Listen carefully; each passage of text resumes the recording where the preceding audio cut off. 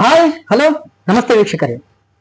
ಇಂದು ನಾವು ಬಾಗಲಕೋಟೆ ಲೋಕಸಭಾ ಕ್ಷೇತ್ರದ ಬಾದಾಮಿ ವಿಧಾನಸಭಾ ಕ್ಷೇತ್ರದಲ್ಲಿ ವ್ಯಾಪ್ತಿ ಬರುವಂತಹ ಜಯಹಾಳ ಜಿಲ್ಲಾ ಪಂಚಾಯಿತಿಯ ಬಿಜೆಪಿ ಪಕ್ಷದಿಂದ ಜಡ್ಪಿ ಟಿಕೆಟ್ ಕೇಳುತ್ತಿರುವಂತಹ ಶ್ರೀಯುತ ರಮೇಶ್ ಲಿಂಗಪ್ಪ ಹಾದಿಮನಿಯವರು ಇಂದು ನಮ್ಮ ನ್ಯೂಸ್ 43 ಇಂಡಿಯಾ ಮತ್ತು Bharat times media group network ಇಂದ ಒಂದು ಜಿಲ್ಲಾ ಪಂಚಾಯತ್ ಆಗಿರಬಹುದು, ತಾಲೂಕು ಪಂಚಾಯತ್ ಆಗಿರಬಹುದು, ಇವೆಲ್ಲದರ ಮಧ್ಯೆ ನಮ್ಮ ತಂಡ ಒಂದು ಗ್ರೌಂಡ್ ರಿಪೋರ್ಟ್ ಅನ್ನ ಮಾಡ್ತಾ ಇದೆ. ಈ ಗ್ರೌಂಡ್ ರಿಪೋರ್ಟ್ ಮಾಡುವಂತ ಸಂದರ್ಭದಲ್ಲಿ ಜಾಲಿಹಾಳ ಜಡ್ಪಿ ಕ್ಷೇತ್ರದಿಂದ ಬಿಜೆಪಿ ಪಕ್ಷದಿಂದ ಟಿಕೆಟ್ ನ ಕೇಳ್ತಿರುವಂತಹ ಶ್ರೀಯುತ ರಮೇಶ್ ಲಿಂಗಪ್ಪ ಹಾದಿಮನಿಯವರು ಇಂದು ನಮ್ಮ ಜೊತೆ ಸಂದರ್ಶನದಲ್ಲಿದ್ದಾರೆ. ಈ ಸಂದರ್ಶನದಲ್ಲಿ ಅವರು ಕ್ಷೇತ್ರದ ಡೆವಲಪ್ಮೆಂಟ್ ಬಗ್ಗೆ ಆಗಿರಬಹುದು, ಕ್ಷೇತ್ರದ ಜನತೆಯ ಬಗ್ಗೆ ಆಗಿರಬಹುದು, ಪಂಚ ಗ್ಯಾರಂಟಿಗಳಾಗಿರಬಹುದು, ರಾಜ್ಯ ಸರ್ಕಾರದ ಬಗ್ಗೆ ಆಗಿರಬಹುದು, ಕೇಂದ್ರ ಸರ್ಕಾರದ ಬಗ್ಗೆ ಆಗಿರಬಹುದು, ಇವೆಲ್ಲ ಚರ್ಚೆಗಳನ್ನ ಅವರಿಂದಲೇ ಅವರ ಜೊತೆ ಒಂದು ಸಂದರ್ಶನವನ್ನ ಕೇಳಿ ಅವರಿಂದಲೇ ತಿಳಿದುಕೊಳ್ಳೋಣ. ಬನ್ನಿ ವೀಕ್ಷಕರೇ. ಸರ್ ನಮಸ್ತೆ. ಸರ್ ನಮಸ್ತೆ. ಸರ್ ನಿಮ್ಮ ಮಾತು ಪ್ರಾರಂಭ ಮಾಡೋಕ್ಕಿಂತ ಮುಂಚೆ ಸರ್ ತಮ್ಮ ಕಿರು ಪರಿಚಯ ಸರ್.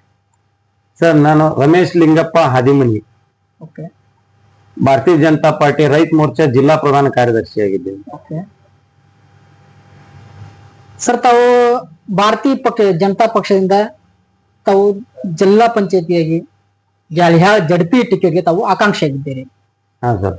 ಸರ್ ಸರ್ ಸರ್ ಇವಾಗ ತಾವು ರಾಜಕೀಯಕ್ಕೆ ಬರೋಕ್ಕಿಂತ ಮುಂಚೆ ಸರ್ ತಮ್ಮ ರಾಜಕೀಯ ಬರೋಕ್ಕಿಂತ ಮುಂಚೆ ತಾವು ಏನ್ ಮಾಡ್ತಾ ಇದ್ದೀರಿ ಸರ್? ಸರ್ ನಾವು ರಾಜಕೀಯಕ್ಕೆ ಬರೋಕ್ಕಿಂತ ಮುಂಚೆ ವ್ಯವಸಾಯ ಮಾಡ್ತಿದ್ವಿ ಸರ್. ನಾವು ಒಕ್ಕಲ್ತನ ಎಲ್ಲ ಮಾಡ್ತಿದ್ವಿ, ಸಣ್ಣ ಪುಟ್ಟ ಸಾಮಾಜಿಕ ಸೇವೆ ಭಾಗವಹಿಸ್ತಿದ್ವಿ. ಮುಂದೆ ಅಟಲ್ ಬಿಹಾರಿ ವಾಜಪೇಯಿ ಅವರ ಒಂದು ಏನು ಆಡಳಿತದ ಒಂದು ಏನು ವೈಖರಿ ಐತಿ ಅದನ್ನ ಮೆಚ್ಕೊಂಡು ನಾವು 2004ರಿಂದ ನಾವು ನಮ್ಮ PC ಗದ್ದಿಗೌಡರು MP ಇಲೆಕ್ಷನ್ ಒಳಗೆ ಭಾಗವಹಿಸಕತ್ವಿ. ಹಿಂಗಾಗಿ ಅವಾಗಿನಿಂದ ನಾವು ಸ್ವಲ್ಪ ರಾಜಕಾರಣದೊಳಗ ಭಾರತೀಯ ಜನತಾ ಪಾರ್ಟಿ ಒಳಗ ಹೆಚ್ಚು ಒಲವು ತೋರ್ಸಕತ್ವಿ. ತಾವು ಸೋಷಿಯಲ್ ವರ್ಕ್ ಮಾಡ್ತಾ ಮಾಡ್ತಾ ಭಾರತೀಯ ಜನತಾ ಪಕ್ಷ ತಾವು ಗುರುತಿಸ್ಕೋತಾ ಇದ್ರಿ. ಸರಿ ಸರ್. ಸರಿ ಸರ್. ಸರ್ ಇವಾಗ ತಮ್ಮ ರಾಜಕೀಯ ಗುರು ಸರ್? ನಮಗ ಬೇಸಿಕಲಿ ರಾಜಕೀಯ ಗುರು ಅಂದ್ರ ನಮ್ಮ ಸನ್ಮಾನ್ಯ ಶ್ರೀ PC ಗದ್ದಿಗೌಡರು MP ಅವರ. ಮತ್ತ ಅದೇ ರೀತಿನೂ ಅಗ್ದಿ ಸರಳ ಸಜ್ಜನಿಕೆ ರಾಜಕಾರಣಿ MK ಪಟ್ಟಣ್ ಶೆಟ್ರು ಅಂದ್ರ ತಪ್ಪಾಗ್ಲಿಕ್ಕಿಲ್ಲ. ಸರಿ ಸರ್, ತಮ್ಮ ರಾಜಕೀಯ ಗುರುಗಳು PC ಗದ್ದಿಗೌಡ ಮತ್ತು MK ಪಟ್ಟಣ ಶೆಟ್ಟಿ ಅವರು. ಹಾ ಸರ್. ಸರ್ ಈಗ ತಮ್ಮ ರಾಜಕೀಯ ಗುರು ಹೇಳ್ತಿದ್ರು ಸರ್, ತಾವು ರಾಜಕೀಯ ಬರೋದಕ್ಕೆ ಸರ್ ಉದ್ದೇಶ ಏನ್ ಸರ್, ಕಾರಣ? ನಮಗ ಏನಿತ್ರಿ ಸ್ಟಾರ್ಟಿಂಗ್ ಅಟಲ್ ಬಿಹಾರಿ ವಾಜಪೇಯಿ ಅವ್ರ ಬಗ್ಗೆ ಹೆಚ್ಚು ಒಲವಿತ್ತು.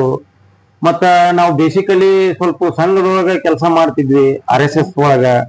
ಹಿಂಗಾಗಿ ನಮ್ಮ ಮುಂದ ನಮ್ಮ ಕ್ಷೇತ್ರದ MP ಅವರು PC ಗದ್ದಿಗೌಡರು ನಮಗ ಬೇಸಿಕಲಿ ಮೊದ್ಲಿಂದನೂ ನಮ್ಮ ರಾಜಕೀಯ ಗುರುಗಳು ಅವರು.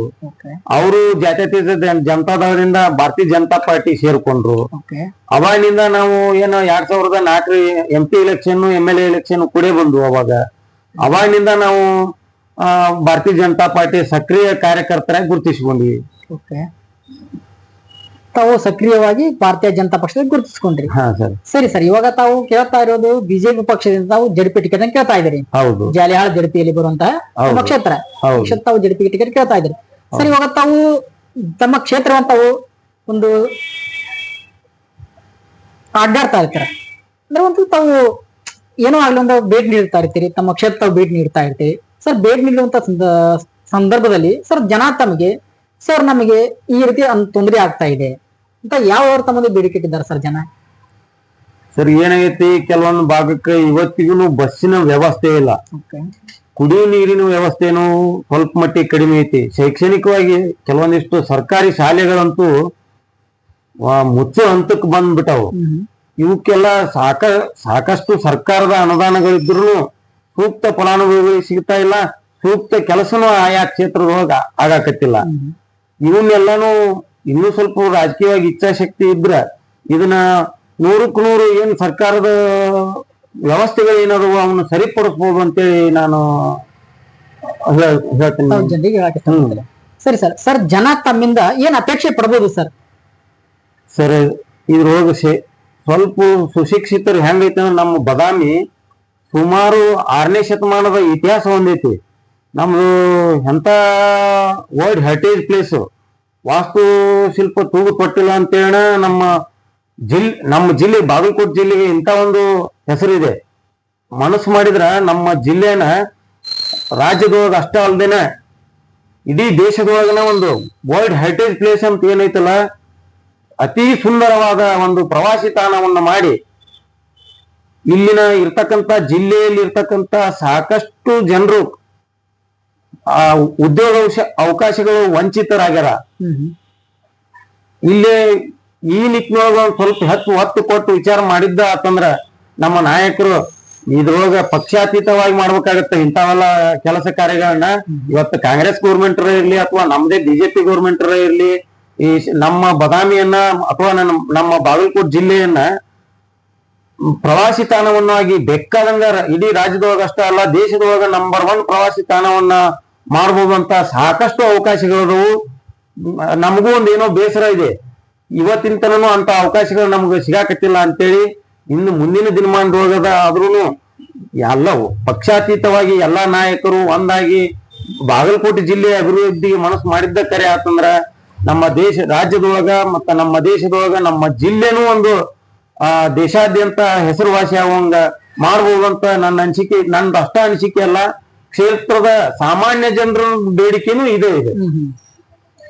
ಜನರಿಗೆ ಬೇಡಿಕೆ ಒಂದು ದೊಡ್ಡ ದೇಶದಲ್ಲಿ ಒಂದು ನಮ್ಮ ಬಾಗಲಕೋಟೆ ಜಿಲ್ಲೆ ಕೂಡ ಒಂದು ಹೆಸರು ಇರಲಿ ಅನ್ನುವಂತ ತಾವು ಹೇಳಕ್ ಇಷ್ಟಪಟ್ಟಿದ್ದೀರಿ. ಸರಿ ಸರ್, ಇವಾಗ ರಾಜ್ಯದಲ್ಲಿ ರಾಜ್ಯ ಸರ್ಕಾರ ಬಂತು 2ರಿಂದ 3 ವರ್ಷ ರಾಜ್ಯ ಸರ್ಕಾರ ಕಾಂಗ್ರೆಸ್ ಸರ್ಕಾರ, ಕೇಂದ್ರದಲ್ಲಿ 11 ವರ್ಷದ ಬಿಜೆಪಿ ಸರ್ಕಾರ. ಸರ್, ಇವಾಗ ಈ ರಾಜ್ಯ ಸರ್ಕಾರ ಅನ್ನುವಂಥದ್ದು ಒಂದು 5 ಗ್ಯಾರಂಟಿಗಳನ್ನ ಕೊಡ್ತಾ ಇದೆ, ಪಂಚ ಗ್ಯಾರಂಟಿ ಅಂತ ಕೊಡ್ತಾ ಇದ್ದ ಸರ್. ಪಂಚ ಗ್ಯಾರಂಟಿ ಗೃಹಲಕ್ಷ್ಮಿ ಆಗಿರ್ಬೋದು, ಅನ್ನಭಾಗ್ಯ ಆಗಿರ್ಬೋದು, ಗೃಹ ಜ್ಯೋತಿ ಆಗಿರ್ಬೋದು, ಶಕ್ತಿ ಯೋಜನೆ ಆಗಿರ್ಬೋದು, ಅನ್ನಭಾಗ್ಯ ಸರ್. ಈ ಎಲ್ಲದರ ಬಂದೆ ಸರ್ ಜನರಿಗೆ ಯಾವ ರೀತಿ ಅನುಕೂಲ ಆಗ್ತಾ ಇದೆ, ಯಾವ ರೀತಿ ಅನಾನುಕೂಲ ಆಗ್ತಾ ಇದೆ ಸರ್ ಈ ಗ್ಯಾರಂಟಿಯಿಂದ? ಸರ್, ಏನಾಗಿದೆ, ಎಲ್ಲಾ ಗ್ಯಾರಂಟಿಗಳನ್ನು ಅನಾನುಕೂಲ ಅಂತ ನಾವು ಹೇಳಕ್ ತಯಾರಿಲ್ಲ. ಬಟ್ ಏನು ಕಾಂಗ್ರೆಸ್ ಗೌರ್ಮೆಂಟ್ ಇವನ್ನೇನ್ ಗ್ಯಾರಂಟಿಗಳನ್ನ ಕೊಟ್ಟಾರಲ್ಲ, ಇದ್ರೊಳಗೆ ಬರೀ 20% ಅಷ್ಟ ಮಂದಿಗೆ ಏನೋ ಎಲ್ಲೋ ಒಂದಿಷ್ಟು ಮಂದಿಗೆ ಅನುಕೂಲ ಆಗಿರ್ಬೇಕು. ಬಿಟ್ರಿ ಈ 80% ಈ ಯೋಜನೆಗಳು ಪೂರಾ ನಮ್ಮ ರಾಜ್ಯನ ದಿವಾಳಿ ಹತ್ತ ತಗೊಂಡು ಹೋಗುವಂಗ ನಿಟ್ಟಿನೊಳಗೆ ಬಂದೈತಿ. ಆದ್ರೂ ಈ ಕಾಂಗ್ರೆಸ್ ಸರ್ಕಾರ ಎಚ್ಚೆತ್ಕೊಳಕ್ತಾ ಇಲ್ಲ. ಜನಸಾಮಾನ್ಯರ ಶಾಪ ಹಾಕ್ತಿದ್ದಾರೆ ಸರ್ಕಾರಕ್ಕ. ಎಲ್ಲೋ 4 ಮಂದಿಗೆ ಒಳ್ಳೇದ್ ಮಾಡಕ್ ಹೋಗಿ ಸುಮಾರು ನಮ್ಮ ರಾಜ್ಯದ ಅಭಿವೃದ್ಧಿ ಕುಂಠಿತಗೊಂಡು ಸುಮಾರು 69,00,000 ಕೋಟಿ ಸಾಲನ ಮಾಡಿ ಇತಿಹಾಸ ನಿರ್ಮಿಸಿಬಿಟ್ರು ಸಿದ್ದರಾಮಯ್ಯನವರು. ಈಗಾದ್ರೂ ಅರ್ಥ ಮಾಡ್ಕೋಬೇಕು ಕಾಂಗ್ರೆಸ್ನವರು, ಲೀಡರು ಎಲ್ಲರೂ ಹಿರಿಯರಿದ್ದಾರ. ರಾಜ್ಯದ ಅಭಿವೃದ್ಧಿಗೆ ಏನು ಕ್ರಮಗಳನ್ನು ಕೈಗೊಳ್ಳಬೇಕು. ಮತ್ತ ಸುಮಾರು ಫ್ಲಡ್ ಈಗ ಸ್ವಲ್ಪ ದಿನದಾಗ ಈ ಮಳೆಗಾಲ ಜಾಸ್ತಿ ಆಗತ್ತವು, ಬಹಳ ರಾಜ್ಯಾದ್ಯಂತ ಮಳೆಯಾಗಿ ಅವಾಂತರಗಳು ಸೃಷ್ಟಿಯಾದವು, ಫ್ಲಡ್ ಎಲ್ಲ ಆಗತ್ತು. ಅವಕ್ಕೂ ಏನು ಸೂಕ್ತವಾಗಿ ಸ್ಥಳಾಂತರಿಸುವುದು ಆಗಿರ್ಬೋದು ಅಥವಾ ಸೂಕ್ತ ನೀರು ಹೆಚ್ಚಿನ ನಷ್ಟವನ್ನು ಉಂಟು ಮಾಡಲಾರ್ದಂಗ ಏನ್ ಕ್ರಮ ಕೈಗೊಳ್ಳಬಹುದಾಗಿರ್ಬೋದು, ಅದನ್ನ ಏನೂ ಮಾಡಾಕತ್ತಿಲ್ಲ. ಮತ್ತ ಕೆಲವೊಂದಿಷ್ಟು ನಮ್ಮ ಭಾರತ ದೇಶ ಹಳ್ಳಿಗಳ ದೇಶ, ಗ್ರಾಮೀಣ ಪ್ರದೇಶದ ದೇಶ. ಗ್ರಾಮಗಳಲ್ಲಿ ಕೆಲವೊಂದ್ ಕಡೆ ಈಗೂ ಇಷ್ಟು ಕೆಟ್ಟದಾಗಿರ್ತಕ್ಕಂಥ ಪರಿಸ್ಥಿತಿ ನಿರ್ಮಾಣ ಆಗ್ತದೆ ಅಂದ್ರ ಬಡ ಮಕ್ಕಳಿಗೆ ಸರ್ಕಾರಿ ಶಾಲೆಗಳ ಅಳಿವಿನಂಚಿನೊಳಗೆ ಬಂದವು, ಅದನ್ನ ಯಾರೂ ನೋಡಾಕತ್ತಿಲ್ಲ. ಇದ್ರ ಬಗ್ಗೆ ಹೆಚ್ಚು ಒತ್ತು ಕೊಡ್ಬೇಕಾಗತ್ತ. ಮೂಲಭೂತ ಇವ್ರು ಏನು ಗ್ಯಾರಂಟಿ ಏನು ಉಚಿತ ಕೊಡೋದು ಬೇಡ ಅಂತೇಳಿ ಜನಸಾಮಾನ್ಯರ ಹೇಳಾಕತ್ತಾರ. ಮೂಲಭೂತ ಸೌಕರ್ಯ, ಶಿಕ್ಷಣ, ಆರೋಗ್ಯ ಇವನ್ನಷ್ಟು ಮೋದಿಯವ್ರು ಕೊಟ್ಟಿದ್ದಂತ ಜನೌಷಧಿ ಕೇಂದ್ರನ ಬಂದ್ ಮಾಡಕ್ ಹೊಂಟ್ರಿ ಇವ್ರು. ಬೇರೆ ಕಡೆ ತಗೊಂಡೋದ್ರ ಸುಮಾರು 1,000 ರೂಪಾಯಿದ್ದು ಇರ್ತಕ್ಕಂಥ ಔಷಧಿ ಜನೌಷಧಿ ಕೇಂದ್ರದೊಳಗ ಕೇವಲ 120 ರೂಪಾಯಿ 100 ರೂಪಾಯಿಕ್ಕ 80 ರೂಪಾಯಿಕ್ಕ ಸಿಗುವಂತದ್ದನ್ನ ಅದನ್ನ ಬಂದ್ ಮಾಡಕೊಂಡ್ರು. ಹಿಂಗ ಒಟ್ಟ ಏನು ಸಮಾಜದ ಸ್ವಾಸ್ಥ್ಯ ಎಲ್ಲಿ ಹೆಚ್ಚಾಗಬೇಕಲ್ಲ ಅಂತ ಯೋಜನೆಗಳನ್ನ ಕೈ ಬಿಟ್ಟು ಹಾನಿಕರ ಆಗುವಂತ ಭಾಗ್ಯಗಳನ್ನ ಯೋಜನೆಗಳನ್ನ ರೂಪಿಸಿ ಸರ್ಕಾರ ನಮ್ಮ ರಾಜ್ಯನ ದಿವಾಳಿ ಹಂತಕ್ಕೆ ತಗೊಂಡು ಹೊಂಟೈತಿ. ಇದು ನಮಗ್ ಬಹಳ ಮನ್ಸಿಗೆ ಬೇಜಾರೈತಿ. ಈ ನಿಟ್ಟಿನೊಳಗುನು ಕೆಲಸ ಮಾಡ್ಬೇಕಾಗೈತಿ. ಮುಂದಿನ ದಿನದೊಳಗ ಜನಸಾಮಾನ್ಯರನ್ನು ಎಚ್ಚೆತ್ಕೊಂಡು ಮುಂದ ಯಾರನ್ನ ಆರಿಸ್ತಿರ್ಬೇಕು, ನಾಯಕರು ಹೆಂಗಿರ್ಬೇಕು, ರಾಜ್ಯ ಈಗ ಹೆಂಗ 11 ವರ್ಷ ಮೋದಿಯವರು ಎಂತೆಂತ ಯೋಜನೆಗಳು ಕೊಟ್ಟಾರ. ರೈತರಿಗಂತೂ ಕಿಸಾನ್ ಸನ್ಮಾನ ಆಗಿರ್ಬೋದು, ಭೀಮಾ ಫಸಲ್ ಯೋಜನೆ, ಇಷ್ಟು ಕೆಲವೊಂದ್ಸಲ ಅತಿವೃಷ್ಟಿ ಆಗತ್ತ, ಕೆಲವೊಂದ್ಸಲ ಅನಾವೃಷ್ಟಿ ಆಗತ್ತ. ರೈತರು ಹೆಂಗಾಗೈತೆ ಅಂದ್ರ ವ್ಯವಸಾಯ ಅನ್ನೋದು ಕಷ್ಟಕರ ಆಗ್ಬಿಟ್ಟೈತಿ, ಜೂಜಾಟ ಆದಂಗ ಆಗ್ಬಿಟ್ಟೈತಿ. ಇವತ್ತಿನ ವ್ಯವಸಾಯ ಈ ಜೂಜಾಟ ಆಡೋ ಹಂತಕ್ಕೆ ಬಂದ್ಬಿಟ್ಟೈತಿ. ಅದಕ್ಕೆ ಯಾಕಂದ್ರ ಈಗ ಇವತ್ತಿನ ನಮ್ಮ ದೇಶದ ಪರಿಸ್ಥಿತಿ ಹೆಂಗಾಗೈತೆ ಅಂದ್ರ ಅತಿವೃಷ್ಟಿ ಅನಾವೃಷ್ಟಿಗಳು ಹೆಚ್ಚಾಕತ್ಬಿಟ್ಟು ಪರಿಸರ ಹಾನಿ ಆಕತ್ತು. ಶಬ್ದ ಮಾಲಿನ್ಯ ಆಗಿರ್ಬೋದು, ಸಾಕಷ್ಟು ಪರಿಸರಕ್ಕೆ ಹಾನಿ ಆಗೋದ್ರಿಂದ ಮಳೆಗಾಲದ ಮಳೆ ಆಗೋದ್ ಬಿಟ್ಟು ಬೇಸಿಗೆ ಕಾಲದ ಮಳೆ ಆಗೋದು, ಬರ್ಬೇಕಾದ ಟೈಮ್ನಾಗ ಮಳಿ ಬರಾಕತ್ತಿಲ್ಲ. ಇವನ್ನೆಲ್ಲ ಪ್ರತಿಕೂಲ ವ್ಯವಸ್ಥೆಗಳು ಹದಗೆಟ್ಟು ಹೊಂಟಿದ್ರಿಂದ ಇವನ ಪ್ರತಿಯೊಬ್ಬ ಜನಸಾಮಾನ್ಯರು ಇದನ್ನ ಅರ್ಥ ಮಾಡ್ಕೊಂಡು ಇವತ್ತ ನಮ್ಮ ರಾಜ್ಯ ಅಭಿವೃದ್ಧಿ ಆಗ್ಬೇಕಂದ್ರ, ದೇಶ ಅಭಿವೃದ್ಧಿ ಆಗ್ಬೇಕಂದ್ರ ಸಾಮಾಜಿಕ ಜನಶಿಕ್ಷಣನ ಆಗ್ಬೇಕು. ಇದು ಒಬ್ರು ಇಬ್ರು ಮಾಡುದಲ್ಲ. ಈ ನಿಟ್ಟಿನೊಳಗ ಎಲ್ಲರೂ ಅರ್ಥ ಮಾಡ್ಕೊಂಡು ನಾವು ಮುಂದ ಏನ್ ಮಾಡ್ಬೇಕು ಅನ್ನೋದನ್ನ ವಿಚಾರ ಮಾಡಿ ಸೂಕ್ತ ನಾಯಕರನ್ನ ಆಯ್ಕೆ ಮಾಡಿದ್ದ ಕರೆ ಆತಂದ್ರ ಜನಸಾಮಾನ್ಯರ ಆಶೆಗಳು ಏನದಾವ ಅವು ಈಡೇರ್ತಾವಂತ ಈ ಮೂಲಕ ನಾ ಹೇಳಕ್ ಇಷ್ಟಪಡ್ತೇನೆ. ಸರಿ ಸರ್, ಇವಾಗ ತಾವು ಹೇಳ್ತಾ ಇದ್ರಿ ನಮ್ಮ ರಾಜ್ಯದ ಬಗ್ಗೆ ಹೇಳಿದ್ರಿ, ನಮ್ಮ ದೇಶದ ಬಗ್ಗೆ ಹೇಳಿದ್ರಿ. ಸರ್, ಈಗ ಮತ್ತೆ ತಮ್ಮ ಜಡಪಿ ಕ್ಷೇತ್ರಕ್ಕೆ ಬರ್ತೀನಿ. ಸರ್, ಈಗ ತಾವು ಜಾಲಹಳ್ಳಿ ಜಡಪಿ ಕ್ಷೇತ್ರ ತಾವು ಸ್ಪರ್ಧೆ ಮಾಡ್ತಾ ಇದ್ದೀರಿ. ಹಾ ಸರ್. ಬಿಜೆಪಿ ಪಕ್ಷದಿಂದ ಟಿಕೆಟ್ ಸಿಕ್ಕರೆ ಸ್ಪರ್ಧೆ ಮಾಡ್ತಾ ಇದ್ದೀರಿ.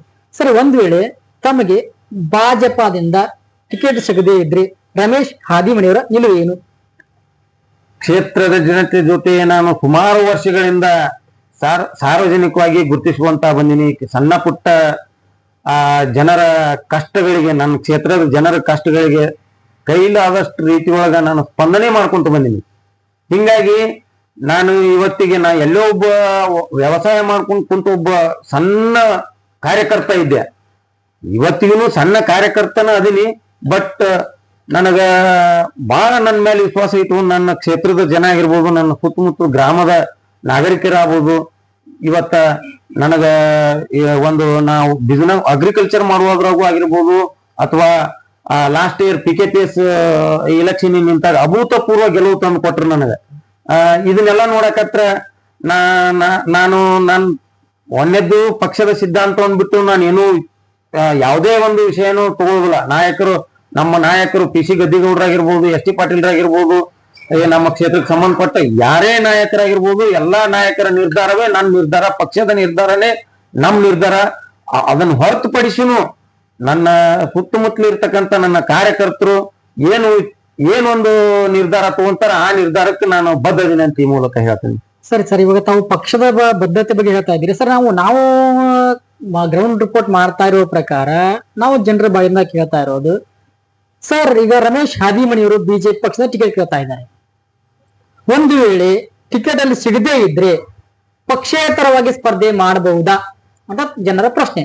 ಇದು ನನ್ನ ಒಬ್ಬೊಂದು ಅಭಿಪ್ರಾಯ ಅಲ್ಲ ಸರ್. ಇದಕ್ಕೆ ನನ್ನ ಸುತ್ತಮುತ್ತಲಿನ ಎಲ್ಲಾ ಗ್ರಾಮದ ಗುರು ಹಿರಿಯರು ಹಾಗೂ ನನ್ನ ಕಾರ್ಯಕರ್ತರ ಪಡೆನೇ ಇದೆ ನಮ್ದು. ಅವ್ರ ನಿರ್ಧಾರವೇ ನನ್ನ ನಿರ್ಧಾರ. ಈಗ ತಾವು ಹೇಳ್ತಾ ಇರೋದು, ತಾವು ಈಗ ತಮ್ಮ ಮತ ಹಾಕುವಂತ ಮತದಾರ ಪ್ರಭುಗಳು, ಹೌದು, ಅವರ ಮೇಲೆ ತಾವು ಬಿಟ್ಕೊಡ್ತಾ ಅವ್ರು ಹೇಳಿದಂತೆ ತಾವು ಬಿಡ್ತೀರಿ. ಹೌದು. ಸರಿ ಸರ್, ಇವಾಗ ಕೊನೆಯದಾಗಿ ತಾವು ನಮ್ಮ ಚಾನಲ್ ಮುಖಾಂತರ ತಮಗೆ ಮತ ನೀಡುವಂತ ಮತದಾರರಿಗೆ ತಾವು ಏನ್ ಹೇಳಕ್ ಇಷ್ಟಪಡ್ತೀರಿ ಸರ್? ನಾನು ಹೇಳುವುದು ಇಷ್ಟೇ. ಈಗ ನೀವು ನೋಡ್ಬೋದು, ಜಾತ್ಯತೀತವಾಗಿ ಪಕ್ಷಾತೀತವಾಗಿ ಏನು ನರೇಂದ್ರ ಮೋದಿ ಅವರು ಯೋಜನೆಗಳನ್ನ ಹಮ್ಮಿಕೊಂಡಾರ. ಯಾವುದೇ ಒಂದು ಗುಂಪಿಗೆ ಯಾವುದೋ ಒಂದು ಸಮೂಹಕ್ಕೆ ಏನಾರ ಒಂದು ಸ್ಕೀಮ್ ಕೊಡೋದಾಲಿ, ಇಂಥವೆಲ್ಲ ಮಾಡೋದಾಲಿ, ಒಟ್ಟಾರೆ ಅಭಿವೃದ್ಧಿಗೆ ಹೆಂಗ್ ಒತ್ತು ಕೊಟ್ಟಾರ ನರೇಂದ್ರ ಮೋದಿ ಅವರು. ಆ ನಿಟ್ಟಿನೊಳಗ ನಾವು ಎಲ್ಲ ಕಾರ್ಯಕರ್ತರ ಅಂತೇಳಿ ಕೇಳ್ಕೊಳ್ಳೋದು ಇಷ್ಟ. ಸಾಕಷ್ಟು ಯೋಜನೆಗಳು, ಕೆಲವೊಂದು ಯೋಜನೆಗಳು ಫಲಾನುಭವಿಗಳಿಗೆ ಗೊತ್ತಾಗ್ಲಾರ್ದನ ಓದಿದ್ದು ಕೆಲವೊಂದಿಷ್ಟು ಯೋಜನೆಗಳು ಅಂತವನ್ನೆಲ್ಲ ನಾವು ಇನ್ನ ಕಾರ್ಯಕರ್ತರಾಗಿ ತೋರಿಸ್ಬೇಕಾಗತ್ತ, ಉಳಿದ ಫಲಾನುಭವಿಗಳಿಗೆ ಹೇಳ್ಬೇಕಾಗತ್ತ. ಆ ಕೆಲಸ ಮುಂದಿನ ದಿನಮಾನದೊಳಗೆ ನಾವು ಮಾಡ್ತೀವಿ. ಸಾಧ್ಯ ಆದ್ರೆ ನನಗೆ ಪಕ್ಷ ಅವಕಾಶ ಕೊಡ್ತಂದ್ರ ನನಗೆ ಯಾವ್ದೇ ಜವಾಬ್ದಾರಿ ಕೊಟ್ರು ನಾನು ನಿಭಾಯಿಸಕ್ ರೆಡಿ ಇದೀನಿ. ಮತ್ತ ನಾನು ನನ್ನ ಕ್ಷೇತ್ರದ ಕಾರ್ಯಕರ್ತರ ಸೇವಾ ಮಾಡಕ್ಕೂ ನಾನು ತಯಾರಿದ್ದೀನಿ ಅಂತ ಈ ಮೂಲಕ ಹೇಳಕ್ಕೆ ನಾನು. ಸರಿ ಸರ್, ಈಗ ಕೊನೆಯದಾಗಿ ತಾವು ತಮ್ಮ ಹೈಕಮಾಂಡ್ಗೆ ತಾವು ಏನ್ ಹೇಳಕ್ ಇಷ್ಟಪಡ್ತೀರಿ ಸರ್? ಈ ಮೂಲಕ ನಮ್ಮ ಹೈಕಮಾಂಡ್ಗೆ ಈಗ ಡಿಲೇ ಆಗಿ 4 years ಆಯ್ತು. ಇದು ಜಡ್ಪಿ ಈಗ 4 ವರ್ಷದ ಹಿಂದನ ಇದು ಅನುಷ್ಠಾನಕ್ಕೆ ಬರ್ಬೇಕಾಗಿತ್ತು, ಇಷ್ಟೊತ್ತಿಗೆ ಆಯ್ಕೆ ಆಗ್ಬೇಕಾಗಿತ್ತು. ಹಿಂಗಾಗಿ ನಮ್ಮ ಕ್ಷೇತ್ರದ ಎಲ್ಲಾ ಕಾರ್ಯಕರ್ತರು ಈಗ ಒಂದ್ 2 ವರ್ಷದ ಹಿಂದನ ನನಗ ಇಲ್ಲ ನೀವು ಜಡ್ಪಿ ಇದಕ್ಕೆ ಕಂಟೆಸ್ಟ್ ಮಾಡಿರಿ ಅಂತ ಈಗ ಕಾಲ್ಫಾರ್ಮ್ ಆಗುವುದವು ಎಲ್ಲಾ ನಾಯಕರಂತೇಳಿ ಹೋಗುನು ಅಂತೇಳಿ ಹೇಳಕತ್ರು. ಹಂಗಂದಾಗ ಬರ್ರಿ ನೀವು ನಮ್ಮ ಎಲ್ಲಾ ಹಳ್ಳಿನೂ ಒಂದ್ ರೌಂಡ್ ಹೋಗಿ ಬರೋನು ಅಂತೇಳಿ ಕಾರ್ಯಕರ್ತರು ಉಷ್ಟ್ರು ಕೂಡಿ ಸೇರ್ಕೊಂಡು ನಾವು ಮಾತಾಡ್ಕೊಂಡು ಎಲ್ಲಾ ನನಗೆ ಸಂಬಂಧಪಟ್ಟ ಗ್ರಾಮಗಳಿಗೆ ಗುರು ಹಿರಿಯರಿಗೆ ಅಡ್ಡಾಡಲಾಗಿ ಹೌದು ಇಲ್ಲ ನಿಮ್ಗ ನಾವು ಎಲ್ಲಾರು ಮಾಡಕ್ ರೆಡಿ ಇದೀವಿ ಅಂತ ಹೇಳ್ಯಾರ. ಹಿಂಗಾಗಿ ನಾಯಕರು ನಮ್ಮ ಭಾರತೀಯ ಜನತಾ ಪಕ್ಷದ ನಾಯಕರು ನಮ್ಗೊಂದು ಈ ಅವಕಾಶ ಕೊಟ್ರೆ ನಾನು ಅವ್ರ ವಿಶ್ವಾಸನ ಉಳಿಸ್ಕೊಂಡು ನಾನು ಪ್ರಚಂಡ ಬಹುಮತದಿಂದ ಆರಿಸಿ ಬರ್ತೀನಿ. ಅವಕಾಶ ಕೊಡ್ರಿ ಅಂತ ಈ ಮೂಲಕ ಕೇಳ್ಕೊಂತೀನಿ. ಸರಿ ಸರ್, ಇವಾಗ ತಾವು ಪಕ್ಷಕ್ಕೆ ತಾವು ಕೇಳ್ತಾ ಇದ್ದೀರಿ, ಒಂದು ಅವಕಾಶ ಕೊಡಿ ಪಕ್ಷಕ್ಕೆ ತಾವು ಕೇಳ್ತಾ ಇದ್ದೀರಿ. ಹೌದು ಸರ್, ಜನ ಇವಾಗ ತಾವು ಪಕ್ಷಕ್ಕೆ ತಾವು ಟಿಕೆಟ್ ಕೇಳ್ತಾ ಇದ್ದೀರಿ. ಜನರ ಅಭಿಪ್ರಾಯ ನಮ್ಮ ರಮೇಶ್ ಹಾದಿಮನಿ ಅವರು ಬಿಜೆಪಿಯಿಂದ ಟಿಕೆಟ್ ಕೊಟ್ರೆ ನಾವು ಅವ್ರಿಗೆ ಓಟ್ ಹಾಕ್ತೀವಿ, ಒಂದು ವೇಳೆ ಕೊಡದೇ ಇದ್ರು ಸಹಿತ ಅವರು ಪಕ್ಷೇತರ ನಿಂತರೂ ಕೂಡ ನಾವು ಅವ್ರಿಗೆ ಓಟ್ ಹಾಕ್ತೀವಿ ಅಂತ ನಮ್ಮ ಗ್ರೌಂಡ್ ರಿಪೋರ್ಟ್ ಕೇಳಿ ಬಂದಿದೆ. ಹೀಗಾಗಿ ತಾವು ಕೂಡ ಈಗ ಮತದಾರ ಪ್ರಭುಗಳ ಮೇಲೆ ತಾವು ಹಾಕ್ತಾ ಇದ್ದೀರಿ. ಪಕ್ಷದ ಸಿದ್ಧಾಂತ, ಅದು RSS ಸಿದ್ಧಾಂತದ ಮೇಲೆ ಪಕ್ಷಕ್ಕೆ ಬದ್ಧವಾಗಿದ್ದೀನಿ ಅಂತ ಹೇಳ್ತಾ ಇದ್ದೀರಿ. ಈಗ ಅದು ಒಂದು ಪಕ್ಷ ಟಿಕೆಟ್ ಕೊಡದೇ ಇದ್ರಿ ತಾವು ತಮ್ಮ ಕಾರ್ಯಕರ್ತರ ಮೇಲೆ ತಮ್ಮ ಎಲ್ಲಾ ಹೊಣೆಯನ್ನ ಹಾಕ್ತಾ ಇದ್ದೀರಿ. ಹೌದು ಸರಿ ಸರ್, ಇಲ್ಲಿವರೆಗೂ ತಾವು ನಮ್ಮ ಜೊತೆ ಸದಾ ಹಸನ್ಮುಖಿಯಾಗಿ ತಾವು ಕೇಳುವಂತ ಪ್ರಶ್ನೆಗೆ ತಾವು ಉತ್ತರವನ್ನು ನೀಡಿದ್ದೀರಿ. ಇಲ್ಲಿವರೆಗೆ ನಮ್ಮ ಜೊತೆಗೆ ತಮ್ಮ ಸಂದರ್ಶನ ನೀಡಿದ್ದಕ್ಕೆ ತಮಗೆ ಧನ್ಯವಾದಗಳು ಸರ್. ನಮಸ್ತೆ. ನಮಸ್ತೆ.